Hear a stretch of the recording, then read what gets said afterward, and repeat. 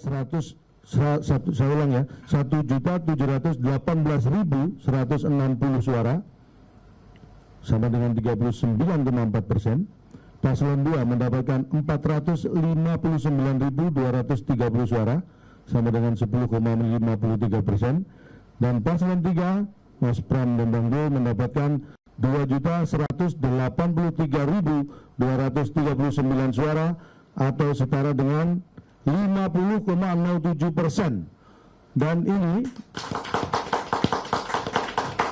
mulai dari perhitungan dari TPS, kemudian kecamatan, kabupaten, kota, sampai provinsi, tidak bergeser angkanya, hasilnya sama.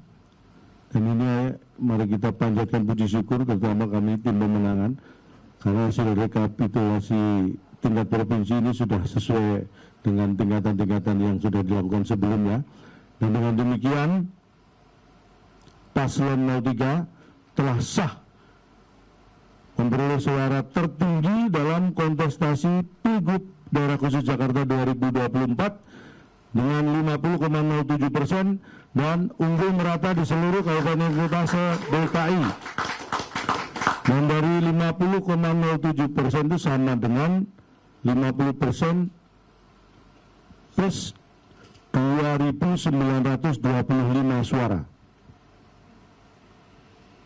Dan ini kita menyambut baik karena ini adalah kemenangan warga Jakarta, kemenangan kita semua, dan ini akan lebih mempercepat kalau memang nanti hal-hal yang tidak kita inginkan tidak terjadi ya. Akan lebih mempercepat lagi bagaimana gubernur dan wakil gubernur terpilih bisa segera melaksanakan tugasnya untuk membuat warga Jakarta bahagia.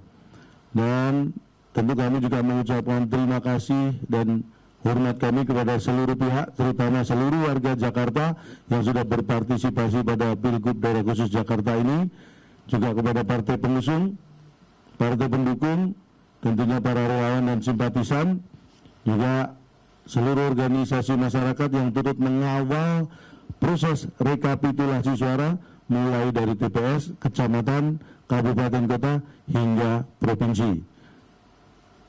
Dan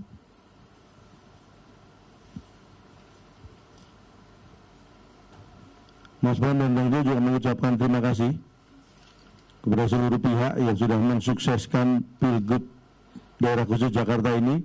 Sekali lagi penghargaan tertinggi dari Mas Pram dan Bang Dul untuk seluruh warga Jakarta. Dan juga terima kasih dan penghormatan untuk seluruh penyelenggara pemilu, KPU, Bawaslu, yang sudah profesional dan transparan di seluruh tahapan pemilu. Juga kepada aparat TNI Polri yang sudah secara profesional melakukan pengamanan pemilu, sehingga masyarakat Jakarta bisa bebas memilih tanpa intervensi dan tekanan. Karena ini adalah hajatan demokrasi rakyat Jakarta yang harus tetap kita jaga dan kita pertahankan.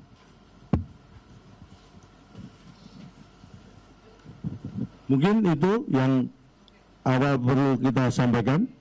Kalau ada yang perlu ditambahkan dari Pak Ketua, Mas Pras, Pak Sekretaris mungkin akan menambahkan. Mas Jupri. Silakan Mas Renat.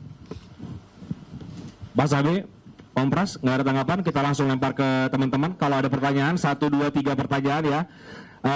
Putu dulu, Kompas TV, 1, ada lagi, 2 dulu ya, silakan. Biasa, kenalan dulu, dari mana, dan lain-lain.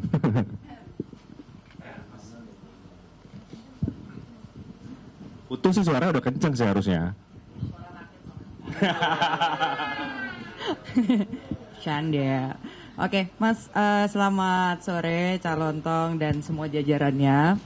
Saya Putu dari Kompas TV. Mau nanya Mas, ini kan tadi ketika proses rekapitulasi di tingkat provinsi, tentu yang jadi agak ramai ini kan soal walkoutnya saksi dari tim Ridho. Nah itu menanggapinya seperti apa dari kubunya Mas Pram dan juga Bang Dul. Terus yang kedua, tadi kubu RK juga menyinggung soal partisipatif yang rendah begitu jika dibandingkan dengan pilkada sebelumnya, dan hasil di tingkat provinsi itu dianggap oleh kubu Ridho ini tidak mewakili Nah itu tanggapannya juga gimana? Karena kan nanti akan dibawa ke MK juga. Terima kasih. Satu dulu langsung dijawab ya? Oh dua langsung, oke. Halo, saya Maulani dari Detik. Sebenarnya pertanyaannya sama, mau nanya tentang tanggapan tentang workout dari saksi Ridho dan saksi Dharma Pongrekun yang nggak mau menandatangani. Jadi ada dari 3 paslon, 2 paslon ini tidak mau menandatangani hasil rekapitulasi suara yang sudah ditetapkan oleh KPUD Jakarta. Gitu. Oke, kurang lebih pertanyaannya sama. Mau dijawab oleh Om Pras, Pak AB atau calon tong? Boleh saya jawab dulu, nanti kalau ingin ditambahkan silakan. Terkait dengan walkout tadi ya, tentunya kami dari pasangan 03 menghormati hak demokrasi dari saksi-saksi paslon 01 dan 02. Tetapi seperti yang kita ketahui pada proses rekapitulasi provinsi yang dilakukan oleh KPU Daerah Khusus Jakarta tadi, bahwa proses walkout atau juga mungkin tidak menandatangani itu sama sekali bukan hal yang mempengaruhi keputusan dan hasil yang ditetapkan oleh KPUD Jakarta. Jadi secara proses itu tidak mengganggu, atau mungkin memang pertimbangan teknis mungkin juga ya, mereka walkout mungkin takut kalau keluarnya barengan terlalu berdesakan mungkin ya. Enggak ya. Terus kalau bicara tingkat partisipasi, tadi disebutkan bahwa dengan penghitungan yang DPT bisa bacakan ya. DPT di Daerah Khusus Jakarta ini memang 8.214.007 pemilih. Dan yang menggunakan adalah 4.724.393 pemilih. Itu sama dengan sekitar 57,6%, hampir 58%. Dan yang perlu kita ketahui juga bahwa sesuai dengan peraturan KPU nomor 18 tahun 2024 pasal 76 itu disebutkan bahwa KPU Provinsi Daerah Khusus Jakarta menetapkan pasangan calon gubernur dan wakil gubernur yang memperoleh suara sah lebih dari 50% dari jumlah suara sah sebagai pasangan calon gubernur dan wakil gubernur. Jadi perhitungan 50% plus 1 suara atau lebih itu didasarkan pada jumlah suara sah. Artinya jumlah suara yang mengikuti pemilihan ya. Kalau bicara tentang partisipasi yang hampir 58%, saya kira itu juga tidak ada pengaruh terhadap legitimasi pelaksanaan pemilihan atau pilkada di Daerah Khusus Jakarta. Karena bagaimanapun juga yang dilakukan KPUD, kemudian dalam kaitannya membagikan C1 itu sudah disampaikan juga. C6 maksud kami, C6 itu sudah mencapai 91%. Jadi saya kira kalau partisipasi masyarakat untuk mengikuti pemilihan, akhirnya itu kembali kepada warga Jakarta untuk menggunakan hak suaranya. Jadi saya kira penyelenggara pemilu sudah sangat profesional melaksanakan tugas, karena 9% yang tidak terdistribusi pun itu sudah sangat jelas alasan-alasan teknisnya yang tadi juga sudah disampaikan di rapat pleno terbuka tadi. Jadi saya kira mungkin itu yang bisa saya sampaikan. Kalau ada ditambahkan Pak Abe, Mas Pras. Terima kasih Pak Ketua, Cak Lontong dan teman-teman sekalian. Yang saya hormati media, sebetulnya dengan adanya keputusan hari ini dari KPUD Provinsi memutuskan pasangan Rano dan Bang Dul menjadi pemenang di dalam konsentrasi pemilu kada ini. Kita menghargai semuanya apa yang dikatakan Cak Lontong tadi, menghargai kalau keluh kesah nomor 1 dan nomor 2 tidak menggunakan itu nggak ada masalah, silakan, alurnya ada. Tetapi juga kita harus hargai kita sebagai pemenang.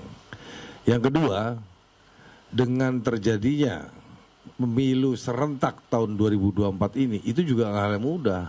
Kalau bicara masalah partisipasi masyarakat Jakarta, itu paling tertinggi. Ada yang lebih rendah Padang, lebih rendah Medan, lebih rendah, ya kan? Ini kok nggak dimasalahin gitu loh.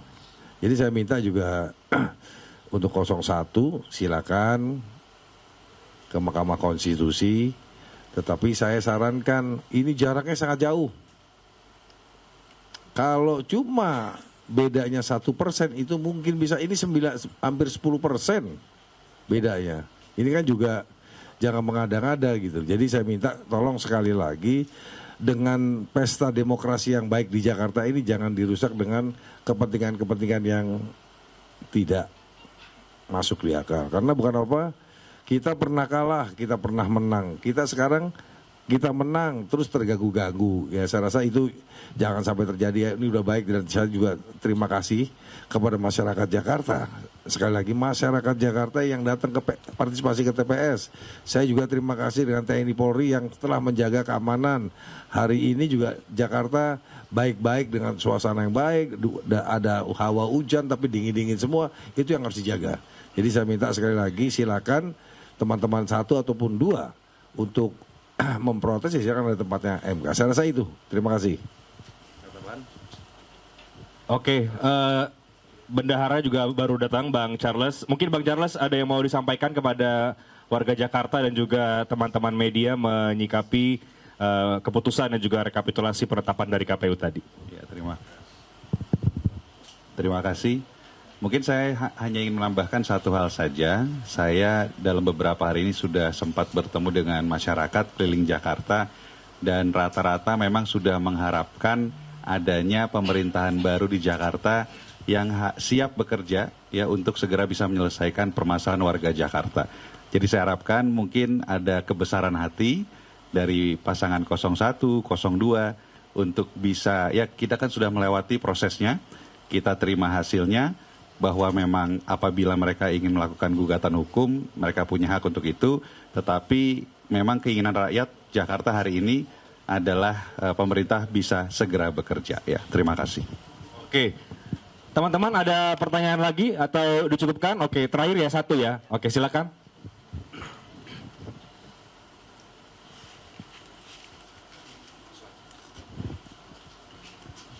Permisi Cak Lontok dan juga jajaran sekalian, perkenalkan saya Diki dari Garuda TV. Saya ingin menanyakan mengenai tadi kan sempat disinggung oleh Bang Prasetyo Edi Marsudi mengenai gugatan di MK. Karena kan kemarin sempat tim hukum dari Ridho itu akan mengajukan gugatan PHPU Pilkada 2024 ini ke MK. Nah, dari kubu tim hukum dari Mas Pram dan Bang Dul ini, bagaimana menyikapinya dan juga apa yang akan dipersiapkan oleh tim hukum, tim Mas Pram dan juga Bang Dul, karena di sisi lain juga dari pihak tim hukum Ridho mengklaim bahwa terdapat kecurangan-kecurangan yang terjadi dalam proses pilkada ini. Terima kasih. Terima kasih, Mas siapa? Diki. Diki. Oh, Diki Wahyudi ya. Terima kasih. Jadi gini Mas, kita juga harus menghargai juga. Kalau bicara masalah kecurangan, wadahnya ada tempat MK ya. Pertanyaannya tadi dia walk out juga kita hargai. Semua yang ada 01, 02, 03 itu teman semua. Tetapi kalau orang ingin berusaha mencari sesuatu yang tidak fair juga kan sayang Jakarta. Sudah baik loh Jakarta. Dengan pemilu serentak ini jarang-jarang situasi dan kondisinya sangat kondusif. Yang kedua, masalah apa tadi? Gugatan MK. Bagaimana persiapan kita siap dengan ketua tim pemenangannya adalah Pak Todung Mulya Lubis. Tim hukum kita Pak Todung Mulya Lubis, dan kita siapkan juga C1 kita komplit. Apa yang kita analisa sebelum ini putusan akhirnya sama, karena apa? Itulah C1 kita dari TPS ke TPS semuanya komplit Pak. Jangan jadi payah kita semua ini ya, terus dicari-cari salahnya. Ayo kita ke MK, kita siapa yang siap kalah dan harus siap menang. Saya rasa itu. Terima kasih. Baik. Ya mungkin saya tambahkan sedikit, hanya menegaskan saja bahwa kalau ada hal-hal yang ingin digugat atau apapun itu terkait kecurangan dan lain sebagainya, itu prosedur konstitusinya sudah jelas. Tetapi yang perlu saya sampaikan adalah dari awal saya sebagai Ketua Tim Pemenangan Mas Pram dan Bang Dul itu selalu diamanahkan oleh beliau berdua, dan beliau berdua adalah paslon yang taat pada aturan konstitusi, dan kita juga diwanti-wanti tim pemenangan ini untuk selalu taat pada aturan konstitusi terkait dengan pemilihan atau pilkada di daerah khusus Jakarta. Jadi kalau hal-hal yang terkait kecurangan, saya kira dari awal kita orang-orang yang teguh pada konstitusi. Jadi insya Allah itu jauhlah dari kita ya. Terima kasih. Oke, cukup ya teman-teman semua. Kita tutup konferensi persnya. Intinya kita menghargai apapun sikap yang diambil oleh paslon lain. Kita bersyukur karena KPUD sudah menetapkan secara sah Mas Pram Bang Dul menang 1 putaran.